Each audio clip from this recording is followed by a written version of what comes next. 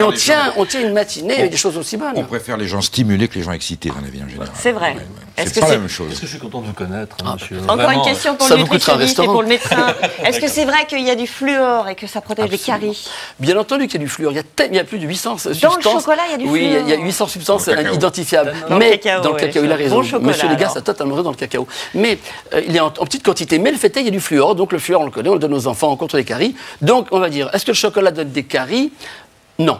La carie, c'est le mauvais brossage des dents, déjà. Commençons par brosser les dents. Mais après, non, il y a du fluor, il y a des polyphénols, il y a même des substances qui empêchent les bactéries de se déposer. Donc, si je devais répondre d'un point de vue strictement scientifique, c'est bien sûr sujet à caution. Mes confrères dentistes me regardent. Le chocolat ne donne pas de carie. L'hygiène bucco-dentaire est importante. Et si on veut éviter, après un bon chocolat, on n'a qu'à brosser les dents du gamin. Exactement. Alors, pour l'instant, on l'a mangé, le chocolat. Il y a un autre usage qui se développe. Par exemple, le mettre dans le bain, il paraît que c'est amincissant. Ou en masque sur le visage, il paraît que ça régénère la peau. Ça s'appelle la chocothérapie. Suivez-moi pour une séance. Donc là, on peut sentir déjà une odeur de chocolat qui commence à s'évaporer dans la cabine. Ambiance cacao dans cet institut de beauté parisien. Et pour cause, pour ce soin, pas de crème aux formules alambiquées, juste du chocolat noir. C'est presque une torture parce que on a l'odeur, on a envie de se passer les doigts sur le visage pour le manger. C'est vraiment comme la même odeur qu'un bon chocolat à la maison ou les chocolats de Noël. Une frustration de courte durée, car ici, beauté rime avec gourmandise. La dégustation est incluse dans le forfait. Est-ce que je vous en remets un petit peu sur les lèvres? Oui, avec plaisir. Un plaisir pour les papilles, mais aussi pour la peau. Le masque au chocolat se veut hydratant, antioxydant, relaxant. C'est vraiment une impression de douceur qui caresse, comme une caresse sur la peau. Et la formule plaît. Dans cet institut, le chocolat est très demandé, un tiers des soins prodigués. Et le meilleur atout du produit, c'est sans doute qu'il n'a pas besoin de publicité. Ça marche. Le chocolat, oui, ça reste quand même... ça a une connotation très détente auprès de tout le monde. Vous prenez un morceau de chocolat lorsque vous prenez un café. Maintenant, vous en avez tellement de différentes sortes. Vous les avez de toutes les couleurs presque, avec des noisettes, de l'amande. Enfin, vous avez tellement de tout. Vous allez dans le rayon au chocolat, vous en avez tellement, vous ne savez plus lequel choisir. Donc ça attire. Ouais, ça attire vraiment. Le chocolat, un produit vendeur. Dans cet autre établissement, on l'a bien compris. Ici, tous les soins sont à base de cacao. Vous êtes bien? Très bien. Alors, le massage va être fait avec le fondant au chocolat. Je vous fais sentir. J'adore. Ça vous plaît? Bon, je vous fais le massage au chocolat, mais vous ne mordez pas. Hein. C'est pas de la pâte à truffe. Hein. Au chocolat. Ça ne se mange pas. Ça ne se mange pas. Car cette fois, il s'agit de produits cosmétiques. Le principe, extraire le meilleur du cacao afin d'optimiser l'effet recherché. C'est un produit très concentré, il en faut très peu. Bon, au massage, on en met un peu plus, mais quand vous en mettez sur le visage, il en faut à peine un grain de noisette. Donc c'est vraiment très très hydratant. C'est vraiment un produit réparateur pour moi. Mais le chocolat cosmétique, c'est aussi une ambiance. Odeur, bougies, musique africaine. Ici, on joue à fond la carte cacao. Tout évoque le chocolat, jusqu'aux serviettes et la couverture de massage. En quelque sorte, du marketing multisensoriel. Une technique qui s'applique aussi à l'extérieur de la cabine. Dans la boutique, le chocolat cosmétique se décline. Vous avez les produits pour le corps, le gel douche, le lait pour le corps, l'exfoliant corps, le savon, la mousse chocolat qui va vous servir de gommage et de masque, et notre fondant au chocolat. On est loin des produits de beauté au nom scientifique. L'objectif est avant tout de faire envie. Vous n'avez pas envie de prendre votre petite cuillère ou le doigt et... Moi j'ai envie, hein, quand je vois ça, ça me... Et la recette fonctionne. Le chocolat cosmétique est aujourd'hui à la mode. Dans cette entreprise, le chiffre d'affaires a augmenté de 40% cette année. Voilà un reportage. Elisa Coudray, Mathieu Moureau, Joël Lefebvre. Il paraît qu'après, on est belle à croquer. Bonjour. Bonjour, madame. Philippe Castellane. Oui. Vous aussi, vous êtes venu avec des arguments. On est venu. Est-ce que je peux voir ce qu'il y a dedans? Il faut essayez l'ouvrir, de c'est voir, ça? oui. Alors on l'ouvre. Attention à la surprise. Attention à la surprise. Il y a quelque chose qui bouge dedans. Voilà. Ah, voilà. Et le Et chocolat donc, remonte. ça remonte et c'est prêt à servir. C'est prêt à servir, oui, tout à fait. Et ce sont des chocolats qu'on vient de réaliser pour nos 25 ans, qui ont des sensations de chaud, des sensations de froid et du pétillant. Lequel est votre préféré, vous, le grand connaisseur? C'est l'émulation c'est difficile de choisir, hein. l'émulation qui nous a permis d'essayer de créer ces sensations de saveur, et non pas, bon, c'est du chocolat, on a travaillé avec des fruits, on a travaillé avec des fleurs, et on a essayé de mettre en plus du chocolat, mais derrière, il y a quelques molécules qu'on a mis pour donner cette sensation de chaud, de froid et de pétillant. Vous faites des mariages qui sont assez inhabituels et qu'on n'aurait pas imaginé. Par exemple, vous mariez chocolat et fromage? Oui, tout à fait. Bah, c'est pas si évident. Expliquez-moi ça.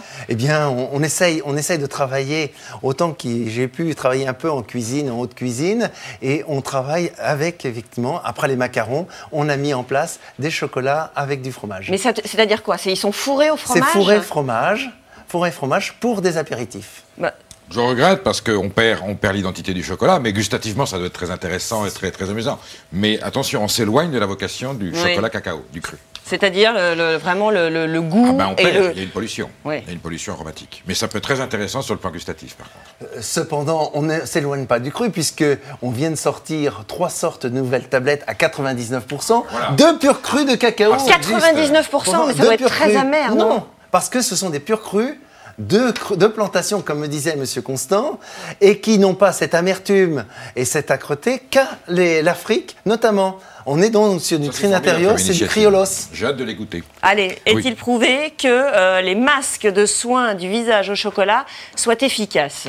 Qu'est-ce que vous en pensez, vous, de la chocolathérapie? Non, la chocolathérapie, c'est un gadget du marketing moderne. On ne sait plus quoi inventer. Il y a eu la vinothérapie. Oui, alors ce sont toujours des références, des produits de référence magiques. Le vin, voilà, un jour ça sera des masques au foie gras. J'attends le masque au caviar, qui sera certainement une autre épreuve. Qui sera peut-être un peu cher. Bien sûr, oui, mais il y a des gens pour donc non, pour vous, c'est du gadget. Oui, total. Pour vendre et pour surtout, je connais des gens qui l'ont fait, ça n'apporte rien. Il faut juste un petit peu se... Par contre, quand on se fait un câlin le soir...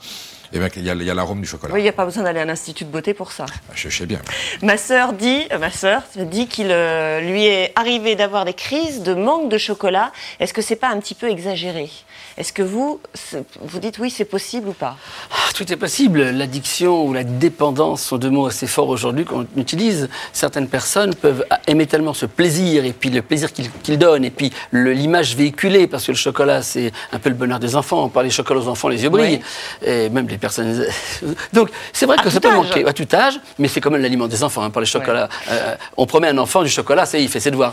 Donc, oui, on peut manquer. Mais ça s'appelle du chantage. Mais, oui, bon, mais on l'en a tous fait. Hein. C'est pas une addiction. Disons qu'on peut en manquer parce qu'on aime ça, parce que c'est vrai, il y a toutes ces substances amènent un bien-être. Ce côté addiction, est-ce qu'il a quelque chose de physique, vraiment par une substance, ou est-ce que ça n'est que dans la tête et dans le plaisir? Les deux, à peu près. Les deux, vous savez qu'une addiction est toujours le geste lui-même. Rappelez-vous Pavlov, le geste, comme ceux qui fument, c'est une addiction au geste. Et puis il y a le produit, dans le tabac, il y a la nicotine, là il y a le bon chocolat. Donc il y a ceux qui ont besoin de ce chocolat, cette douceur et du plaisir qu'il apporte. C'est hédoniste, le chocolat. C'est un bon moment. Donc on peut, dans plein de moments, avoir besoin de ça. Regardez, le chocolat est réputé pour être l'ami des femmes seules ou des femmes, je sais pas, plaquées. C'est ça. Donc il y a... C'est un cliché, ça, c'est un cliché total. Non, mais excusez-moi. Plus les femmes que les hommes, non, mais le chocolat. C'est un cliché. Heureusement que M. Degas m'a rattrapé. C'est un cliché, c'est ce que l'on dit. Donc, bien sûr qu'on peut en manquer, mais bon, ce n'est pas une thérapeutique. Alors, c'est vrai qu'on ne le consomme pas tout à fait de la même façon. J'ai trouvé un sondage. Donc, le chocolat est croqué lentement, mais tous les jours par les femmes, carré par carré, au moins une fois par jour, mais avidement et plus irrégulièrement par les hommes, c'est-à-dire plutôt rangé par rangée, mais qu'une fois par semaine. L'effet boulimique est plus souvent constaté chez le personnel masculin, oui. Alors que la femme va le picorer. Ça en continue. Oui, tout le temps un petit peu. Alors que le grignotage que vous dénonciez tout à l'heure. Mais elle peut le picorer à chaque repas, doucement, après tout. Hein. Alors, Julien est pâtissier, il a besoin de votre aide. Quel est le meilleur pourcentage de cacao pour un chocolat noir? Alors, pour qu'il soit bien équilibré au niveau du goût. Le meilleur pourcentage, il n'y a pas de pourcentage. Ça dépend du résultat qu'on veut obtenir. Oui, mais qu'est-ce qui plaît le plus? On peut partir avec à base d'un 99% qui a des purs fruits si on veut quelque chose de pas trop sucré dans le produit final. Si on veut quelque chose de très doux pour des enfants, on va partir sur le même chocolat mais à 65%, 75%. Tout dépend du produit, pour qui on s'adresse. Ouais, enfin, disons que les tests courants sur le consommateur moyen ont prouvé qu'une base 66-70% de cacao est celle qui correspond plus au goût établi.